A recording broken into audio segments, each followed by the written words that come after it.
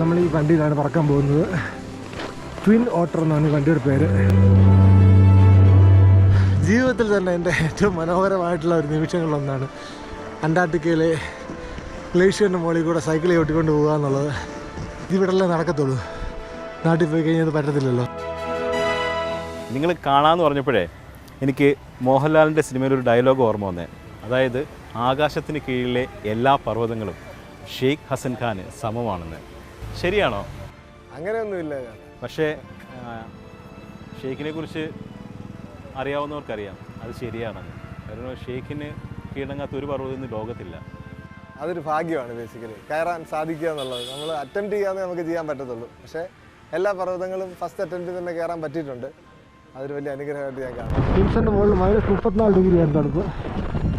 അപ്പോൾ വിൻസെൻ്റ് 23. അതായത് എവറസ്റ്റ് കീഴടക്കിയതിനു ശേഷം നമ്മൾ കണ്ടിരുന്നല്ലോ. അപ്പം ഷെയ്ഖ് പറഞ്ഞൊരു കാര്യം, ഇനി കീഴടക്കാൻ പോകുന്നതാണ് ഇതിനേക്കാൾ ഏറ്റവും വെല്ലുവിളി നിറഞ്ഞ പർവ്വതം അന്റാർട്ടിക്കയിലെ വിൻസ്റ്റൺ. അത്രയും വെല്ലുവിളി ഉണ്ടായിരുന്നു. പിന്നെ അത് റിമോട്ട്നെസ് കൊണ്ടും പിന്നെ തണുപ്പ് കൊണ്ടും നമുക്ക് എവറസ്റ്റുമായിട്ട് കമ്പയർ ചെയ്യാനേ പറ്റാത്തൊരു പർവ്വതമാണ് ഈ പറയുന്ന വിൻസൺ. നമ്മളതിന് മുകളിൽ നിന്നാണ് വരുന്നത്. 4 പേര് വരുന്നുണ്ട് കാണാം വെളിയിൽ നിന്ന്. അത് ചിലിയിൽ നിന്ന് നമ്മൾ ഒരു ചാർട്ടേഡ് വിമാനം എടുത്തിട്ടാണ് അന്റാർട്ടിക്കയിലേക്ക് പോകുന്നത്. സാധാരണ ആൾക്കാർ പോകുന്നത് അന്റാർട്ടിക്കയുടെ സൈഡിലാണ്, മീൻസ് പെൻഗ്വിൻസിനെ കാണാൻ വേണ്ടിയിട്ട്. നമ്മൾ പോകുന്നത് അന്റാർട്ടിക്കയുടെ ഹൃദയഭാഗത്തേക്കാണ്. അവിടെയുള്ള എൽസ്വർത്ത് മൗണ്ടൻ റേഞ്ചസിലാണ് ഈ പറയുന്ന മൗണ്ട് വിൻസൺ ഇരിക്കുന്നത്. 10, 50, 55 കിലോ വലിച്ചുകൊണ്ട് സ്ലെഡ്ജിൽ വലിച്ചുകൊണ്ട് പോകണം. ഹാർട്ട് അറ്റാക്ക് പോലെ എന്തെങ്കിലും ഉണ്ടായി കഴിഞ്ഞ് കഴിഞ്ഞാൽ അവിടെ കിടന്ന് മരിക്കാനേ പറ്റത്തുള്ളൂ. ആദ്യമായിട്ടല്ല അങ്ങനെ ഒരു ഭൂപ്രദേശത്തേക്ക് പോകുന്നത്. ആദ്യം കണ്ടപ്പോൾ എന്താ തോന്നുന്നത്? അനന്തമായിട്ട് നമുക്ക് ഈ പറയുന്ന കടല് പോലെ മഞ്ഞല്ല ഐസ് കിടക്കുന്നത് കാണാൻ സാധിക്കുന്ന ഒരു പർവ്വതമാണ് ഈ വിൻസൺ എന്ന് പറയുന്നത്. വണ്ടർഫുൾ ആയിട്ടൊരു എക്സ്പീരിയൻസ് ആണ് കേട്ടോ. അവിടെയാണ് നമ്മുടെ ടെൻ്റ് ഉള്ളത്. ഇങ്ങനെ മഞ്ഞിക്കൂടെ സൈക്കിൾ ചവിട്ടി നടക്കാം. എന്താ രസം, ഒരു രക്ഷയില്ല. നമ്മുടെ സൈക്കിളിൻ്റെ ടയർ പാടുകൾ മാത്രം. എവറസ്റ്റിന് മുകളിൽ എത്തിയപ്പോഴത്തേക്ക് ഭയങ്കര ക്ഷീണിതനായിരുന്നു, ന്യൂമോണിയൊക്കെ ബാധിച്ചിട്ട്. പക്ഷേ ഇവിടെ ഞാൻ വളരെ ഹെൽത്തി ആയിരുന്നു. കാരണം ഞാൻ അമേരിക്കൻ കമ്പനി വഴിയാണ് പോയത്. അപ്പോൾ അവർ നല്ല സൂപ്പർ ഫുഡാണ് നമുക്ക് തരുന്നത്. ഈ ഫുഡ് തരുന്നത് എങ്ങനെയാണെന്ന് വെച്ച് കഴിഞ്ഞാൽ നമ്മളൊരു ക്യാമ്പിൽ ചെല്ലും. ഇവർ നേരത്തെ ഫുഡിന് ആവശ്യമുള്ള സാധനമൊക്കെ അവിടെ കുഴിച്ചിട്ടിട്ടുണ്ടായിരിക്കും. അപ്പോൾ നമ്മൾ ഈ ശവക്കല്ലറ തോണ്ടി എടുക്കുന്നത് പോലെ 2 മീറ്റർ തോണ്ടി ഈ കുക്കിംഗ് ചെയ്യാനുള്ള സാധനവും ടെൻറ്റും എല്ലാം നമ്മൾ പുറത്തെടുക്കും. എന്നിട്ട് അവിടെ നമ്മളൊരു ചെറിയ ടെൻ്റ് കുക്കിംഗ് ടെൻ്റ് ഉണ്ടാക്കും. ഇത് കുഴിച്ചെടുത്ത് സാധനങ്ങൾ മാറ്റുമ്പോൾ തന്നെ ഒരു വലിയ കുഴി ഉണ്ടാവും നമുക്ക് ഐസിനകത്ത്. ഈ കുഴിയിൽ വെച്ചിട്ടാണ് നമ്മൾ സാധനങ്ങൾ കുക്ക് ചെയ്യുന്നത്, ടെൻ്റ് വെച്ചിട്ട്. അതായത് ഈ ടെൻ്റ് ഉൾപ്പെടെയുള്ള സൗകര്യം അവർ കുഴിച്ചിട്ടിരിക്കുക. കാരണം അടുത്ത സീസണിൽ വരുന്ന ആൾക്കാർക്ക് അത് തന്നെ യൂസ് ചെയ്യാൻ സാധിക്കും. എൻ്റെ വായനകത്തുള്ള തൂക്കണ്ടാത്ത സാധനമൊക്കെ ഇതിനകത്ത് നിറയ്ക്കാൻ പോവുകയാണ്. ഇവിടെ കുഴിച്ചിട്ടിരിക്കുകയാണ്. ഇത്ര നമുക്ക് ഭാഗ്യം.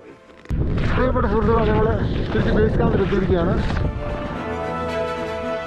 അന്റാർട്ടിക് ലോജിസ്റ്റിക്സ് എക്സ്പെഡീഷൻ എന്ന് പറഞ്ഞിട്ടുള്ളൊരു കമ്പനിയാണ് ആ ക്യാമ്പ് നടത്തുന്നത്. അവിടെ വരുന്ന ലോകത്തിലെ ഏറ്റവും റിച്ചസ്റ്റ് ആയിട്ടുള്ള ടൂറിസ്റ്റുകളാണ് വരുന്നത്. പക്ഷേ അവിടെ ഒരു സാധാരണക്കാരായ സർക്കാർ ജോലിക്കാരുണ്ടായിരുന്ന ആരും മനസ്സിലാക്കിയില്ല.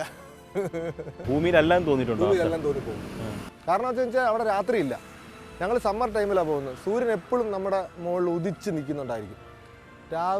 രാവും പകലും ഇല്ലാത്തൊരു വല്ലാത്തൊരു അത്ഭുത ലോകമാണ് അന്റാർട്ടിക്ക. വട്ടായി പോകുമെന്ന് വെച്ച് കഴിഞ്ഞാൽ നമ്മുടെ ശരീരത്തിലെ ഋതം മുഴുവൻ തെറ്റും. ശരീരത്തിന് രാത്രി ഏതാ പകലേതാ, ഉറങ്ങണോ നിൽക്കണോ പോകണോ എന്ന് അറിയാത്തൊരവസ്ഥയിലോട്ട് വരും. അപ്പോൾ അങ്ങനെ എനിക്ക് അന്റാർട്ടിക്കയിൽ ഒരു 10-15 ഡേയ്സ് ഞങ്ങളുണ്ടായിരുന്നു. അതിനുശേഷം എനിക്ക് 1 മാസത്തോളം 1.5 മാസത്തോളം ഉറക്കത്തിൻ്റെ പ്രശ്നങ്ങളുണ്ടായി. കാരണം ഞാൻ സത്യം പറഞ്ഞാൽ ഇരുട്ടിന് വേണ്ടി കൊതിക്കുന്ന ഒരു മനുഷ്യനായിട്ട് മാറി. എക്സ്പെഡീഷൻ കഴിഞ്ഞ് വന്നിട്ട് ഒന്ന് ഡ്രസ്സ് മാറുമായിരുന്നു.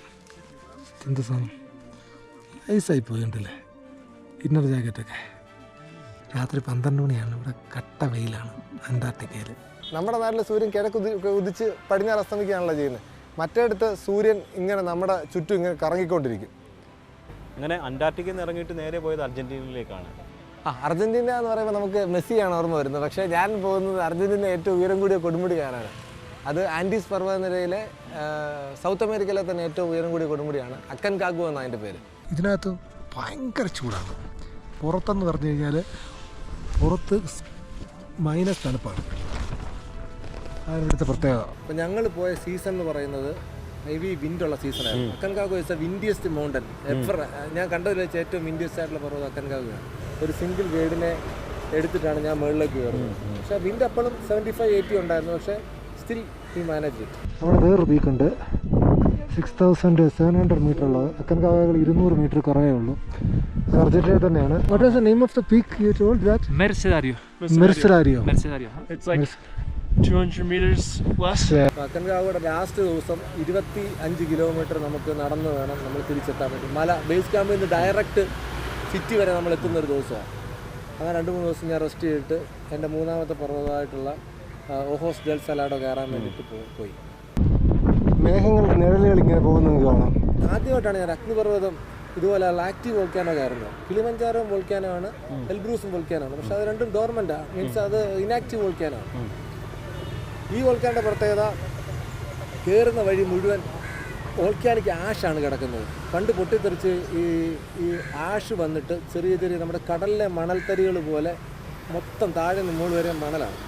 അപ്പോൾ നമ്മൾ ചവിട്ടി കയറാൻ വലിയ ബുദ്ധിമുട്ടാണ്.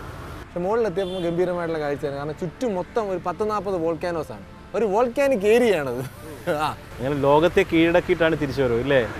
കാരണം ലോകത്തെ കീഴടക്കുക എന്ന് പറഞ്ഞാൽ ലോകത്തിൻ്റെ ഏറ്റവും മുകളിലെത്തുക എന്നുള്ളതാണല്ലോ അല്ലേ? ഉയരം കൊണ്ട് കീഴടക്കാന്ന് പറയാൻ പറ്റത്തില്ല. അതെനിക്ക് ഇഷ്ടമുള്ള വേണമല്ല. അതെന്താ? മല നമ്മളെ അനുവദിച്ചാലേ നമുക്ക് കയറാൻ പറ്റത്തുള്ളൂ. ഏറ്റവും ഉയരം കൂടി കൊടുമുടികൾ കീഴടക്കിയായിട്ട് ഇതിനൊക്കെ കാശ് വേണം. നിങ്ങൾ സർക്കാർ ഉദ്യോഗസ്ഥരായി നിങ്ങൾക്ക് ഇത് എവിടെ നിന്ന് വല്ല അഴിമതി നടത്തുന്നുണ്ടോ? ഇതിനകത്ത് ഞാൻ കണ്ടെത്തുന്ന സ്പോൺസേഴ്സ് വഴിയാണ് കണ്ടെത്തുന്നത്. ഇപ്പം 3 എക്സ്പെഡീഷന് സ്പോൺസർ ചെയ്ത് അൽ മുക്താദർ എന്ന് പറഞ്ഞൊരു ജ്വല്ലറിയാണ് സ്പോൺസർ ചെയ്തത്. പക്ഷേ ഈ വിദേശീയർ കണ്ടെത്തുന്നതെന്ന് വെച്ച് കഴിഞ്ഞാൽ വിദേശത്തുള്ള ആൾക്കാർക്ക് ഡോളറിലാണ് ശമ്പളം കിട്ടുന്നത്. ഇവിടെ ഒരു ഫാർമസിസ്റ്റിന് എത്ര രൂപ കിട്ടും? കൂടിപ്പോയി 30,000 രൂപ കിട്ടും. പക്ഷേ അവിടെ ഫാർമസിസ്റ്റിന് മിനിമം ഒരു മാസം $10,000 കിട്ടും. $10,000. അതാണ് ഈ രാജ്യങ്ങളുടെ വ്യത്യാസം വരുന്നത്. കൂടുതലും ഇൻ്റർനാഷണൽ ടൂറിസ്റ്റ് അമേരിക്കയിൽ നിന്നും അല്ലെങ്കിൽ യൂറോപ്പിൽ നിന്നുമാണ് വരുന്നത്. അവരുടെ ജീവിത സാഹചര്യം, അവരുടെ ജോലിക്ക് കിട്ടുന്ന ശമ്പളമൊക്കെ നമുക്ക് വിശ്വസിക്കാൻ പറ്റാത്ത രീതിയിലാണ്. ചെറിയ ജോലിക്ക് പോലും മികച്ച ശമ്പളം കിട്ടുന്ന ജോലി കയറുന്നുണ്ടോ അമേരിക്കയിലോ? ഇവിടെ സെക്രട്ടേറിയറ്റ് ഇവിടെ കയറണം. എനിക്ക് അരി മേടിക്കണമല്ലോ. ഓക്കെ, ശരി ശരി, താങ്ക് യു.